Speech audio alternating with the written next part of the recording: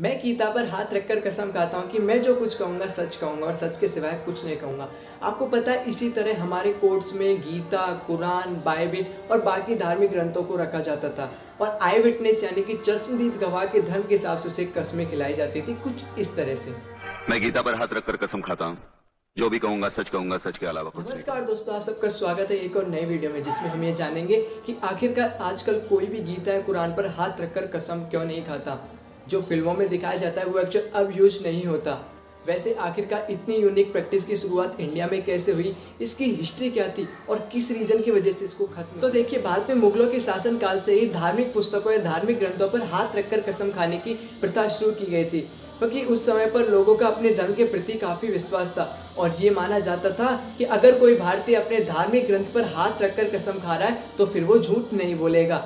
यही सेम फंडा, यही सेम लॉजिक ब्रिटिशर्स भी अडॉप्ट कर लेते हैं। अब वो वही करते हैं जो वो हर चीज़ के लिए करते हैं। ब्रिटिशर्स क्या करते थे, हर चीज़ के लिए कानूनी तो बनाते थे, लॉ ही तो बनाते थे। इसके लिए उन्होंने बनाया इंडियन ओथ्स एक्ट ऑफ 1873, जो कि हर इंडियन कोर्ट में यूनिफॉर्मली फॉलो होने लगा।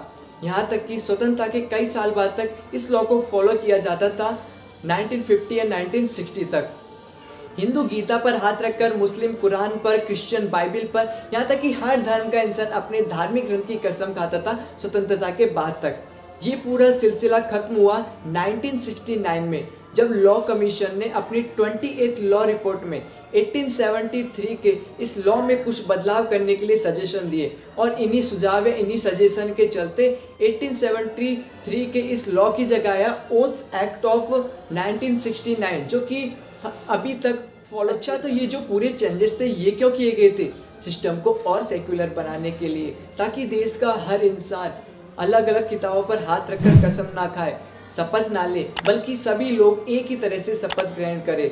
तो अब आप क्या कहेंगे कि मैं ईश्वर को साक्ष्य मानकर ये कसम खाता हूँ कि मैं जो कुछ कहूँगा सच कहूँगा और सच के सिवाय। अब इस क्वेश्चन का आंसर आप दीजिए कि क्या होगा अगर कोई जानबूझकर झूठ बोलता है, झूठी कसम खाता है। अच्छा, एक और बात, अगर कोर्ट में 12 साल या उससे कम उम्र का बच्चा आता है तो उससे किसी भी प्रकार की कोई कसम नहीं खिलवाई जाती। क्योंकि आपने देखा होगा जो छोटे बच्चे होते हैं वो खेलते वक्त जब आउट हो जाते हैं तो आउट होते हुए भी अपने आप को आउट नहीं मानते और कहते हैं कि मैं तो आउट नहीं हुआ, तू अपना देख ले।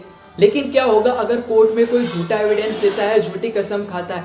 तो मैं आपको ये बता दूं कि पनिशेबल ऑफेंस है आईपीसी की धारा 193 के तहत, जो कहता है कि वो इंसान जो झूठ बोल रहा है या झूठी कसम खा रहा है तो उसे 7 साल तक की सजा सुनाई जा सकती है, उसे 7 साल तक की जेल हो सकती है। तो ये थी आज की वीडियो जिसमें हमने जाना कि आजकल कोई भी गीता या कुरान पर हाथ रखकर कसम नहीं खाता। जो फिल्मों में दिखाया जाता है वो एक्चुअल अब कोर्ट में यूज नहीं होता।